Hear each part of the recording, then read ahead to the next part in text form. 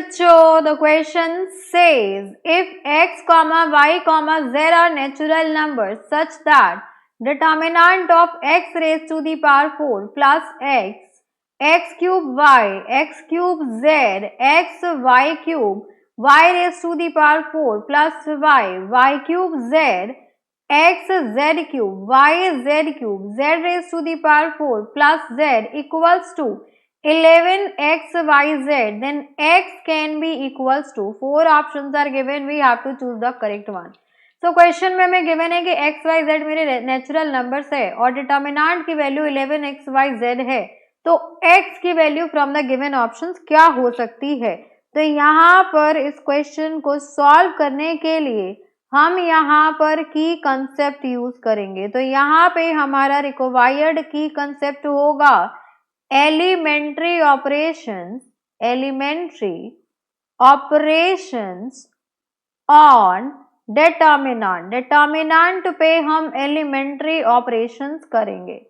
अब यहाँ पे देखें, आपके पास डिटर्मिनेंट गिवन है x raise to the power 4 plus x cube y, then x cube z, next row is x y cube, y raised to the power 4 plus y cube z, z raised to the power 4 plus z, y z cube, x z cube, and this is equals to 11x y z। अब यहाँ पे अगर आप notice करेंगे तो यहाँ पे ये आपका कॉलम 1 है, this is column 2, this is column 3। अब ये 3 कॉलम्स मुझे दिख रहे हैं और कॉलम 1 से आप x कॉमन ले सकते हैं, कॉलम 2 से y और कॉलम 3 से z। तो यहाँ हो जाएगा taking x, y, z common from C1, C2 and C3 respectively. तो यहाँ से हमने कॉमन ले लिया x, y, z। तो अब ये डिटर्मिनेंट बच जाएगा आपके पास x, y, z। Determinant this will be equals to x cube आ जाएगा, बिकॉज यहाँ से x कॉमन ले लिया। सो x क्यूब प्लस 1, यहाँ बच जाएगा आपके पास y क्यूब और यहाँ बच गया आपके पास z क्यूब। देन कॉलम 2 से हमने y कॉमन लिया है, तो y कॉमन ले लिया, तो यहाँ से आ जाएगा आपके पास x क्यूब, यहाँ आ जाएगा x cube, then y cube plus 1, y cube plus 1 और यहाँ पे आ गया आपके पास z cube. Then next column 3 में देखिए, यहाँ से z कॉमन लिया गया है, तो यहाँ से हमने z कॉमन लिया है, तो ये हो गया आपके पास x क्यूब, y क्यूब और ये हो गया आपके पास z cube plus 1 is equals to, यहाँ पे आपके पास z क्यूब प्लस 1 आएगा and this is equals to 11xyz। अब आपने क्या किया, xyz से xyz को कैंसिल आउट कर दिया।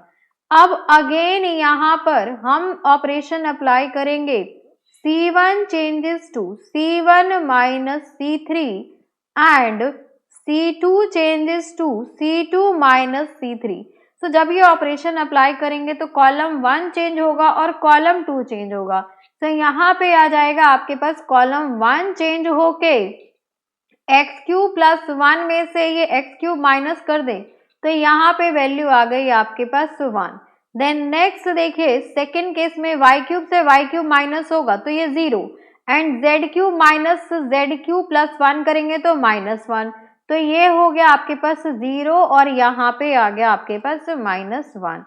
नेक्स्ट है आपके पास कॉलम 2 चेंज होगा, तो x cube minus x cube 0 हो जाएगा, y क्यूब प्लस 1 में से y क्यूब माइनस कर देंगे तो ये मेरा 1 हो जाएगा, तो यहाँ पे आ गया मेरा 0, यहाँ पे आ गया आपके पास 1।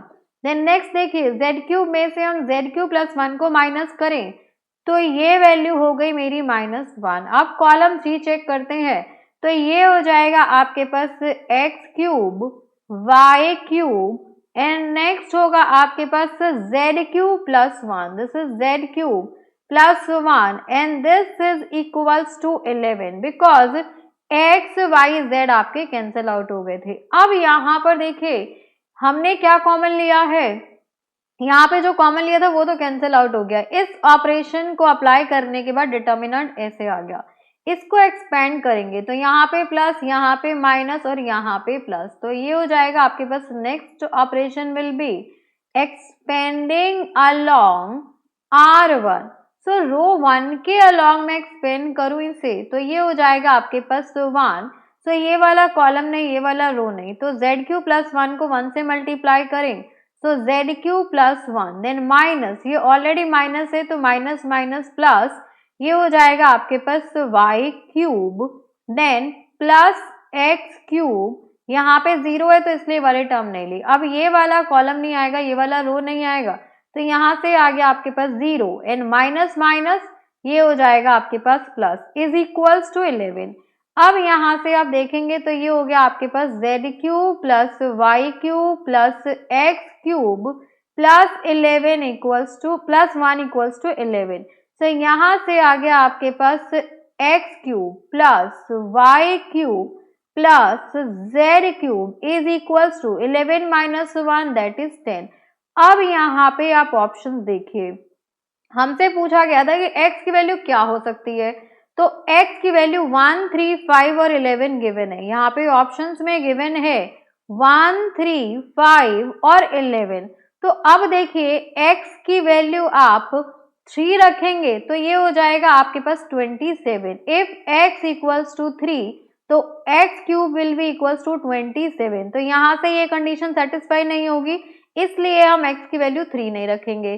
देन नेक्स्ट देखिए, इफ x इक्वल्स टू 5 रखें तो x क्यूब की वैल्यू क्या आ जाएगी, x क्यूब हो जाएगा आपके पास 125, बिकॉज 5 का क्यूब हो जाएगा आपके पास 125, यानी कि हमारे पास जो रिक्वायर्ड x की वैल्यू होगी, तो ये भी आपका आंसर नहीं होगा। तो अगर मैं x की वैल्यू 1 रख दूं तो 1 का क्यूब पॉसिबल है कि x का क्यूब प्लस y का क्यूब प्लस z का क्यूब 10 होना चाहिए, तो x की वैल्यू डेफिनेटली यहाँ पर 1 होगी। तो 1 में हम चेक करते हैं, 1 आपका ऑप्शन ए है। तो for this question option A 1 is the required answer, because 1 ही इस कंडीशन को सेटिस्फाई करेगा कि इन तीनों का सम मेरा 10 हो। x की कोई और वैल्यू लेंगे तो यहाँ पर ये आपके पास इक्वेशन सेटिस्फाई नहीं होगी। So hope you understood very well. Thank you so much. Best of luck.